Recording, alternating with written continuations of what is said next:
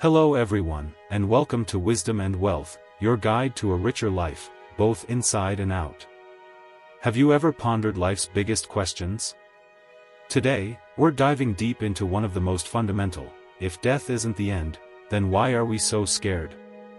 The Buddha's teachings offer a profound and practical perspective, so stick with us.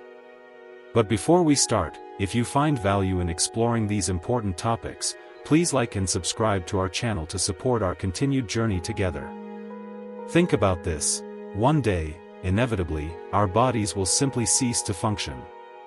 It's an inescapable fact of life, as certain as the sunrise and sunset. Life begins, and life ends.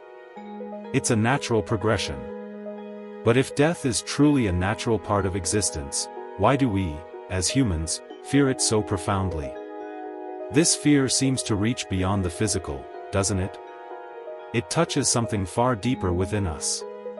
We're often afraid of what might, or might not, come after death. Is it simply oblivion, a complete and utter nothingness? Or, is there something else waiting for us, something beyond our current ability to imagine or comprehend? And what about everything we hold dear? Our family, the tapestry of our memories, our most cherished dreams. Will they simply vanish without a trace? Throughout history, humanity has wrestled with these questions. Philosophers, scientists, and religious leaders have all, in their own ways, tried to explain what happens after we die, or if anything happens at all. Some believe wholeheartedly in an afterlife, a continuation of existence in some form. Others maintain that death is the absolute end, the final curtain. But no single answer seems to fully alleviate our underlying fear. However, more than 2,500 years ago, the Buddha offered a different perspective, one that is both deeply insightful and remarkably pragmatic. He didn't demand blind faith in some magical realm. Instead, he invited us to look inward, to examine our own experiences, to truly investigate the nature of reality itself. If these topics interest you, please give us a like and subscribe. And through that profound self-awareness, we might discover a way to live without fear, embracing life and the inevitable reality of death with greater peace and understanding. Chapter 1: What exactly are we afraid of? Death is, without a doubt, the great unknown.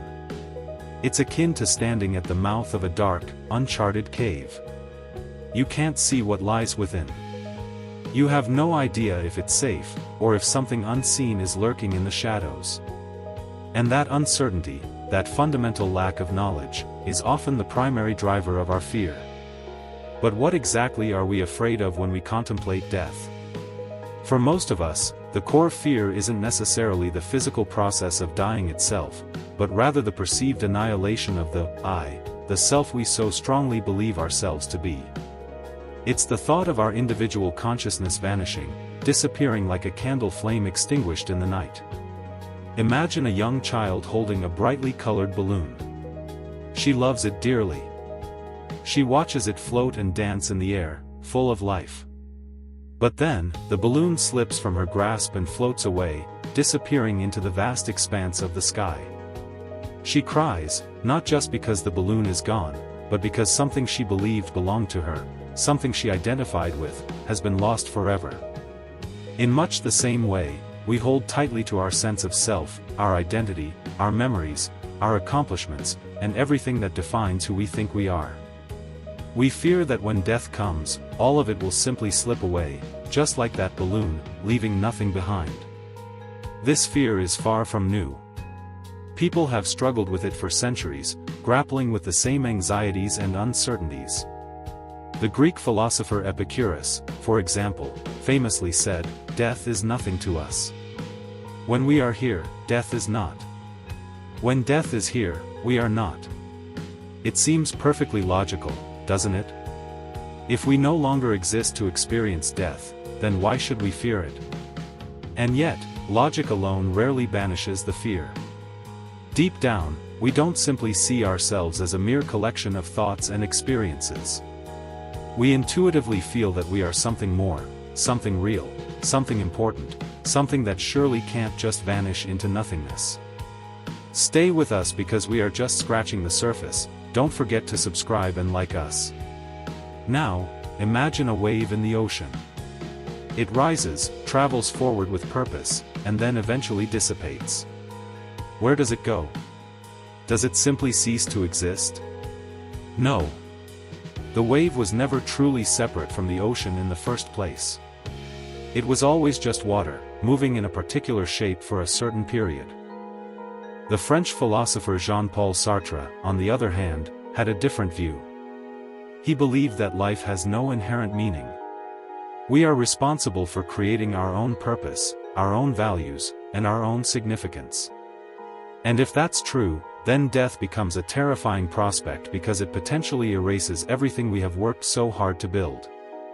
All of our struggles, our dreams, our efforts, they all potentially end in silence, lost to the void. That's precisely why we often strive so diligently to leave our mark on the world.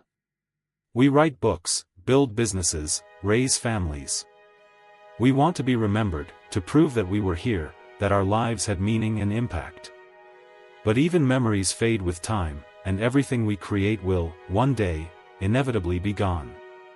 However, the Buddha challenged this very notion of a fixed, permanent I. He posed a different question, a question that could change our perspective entirely.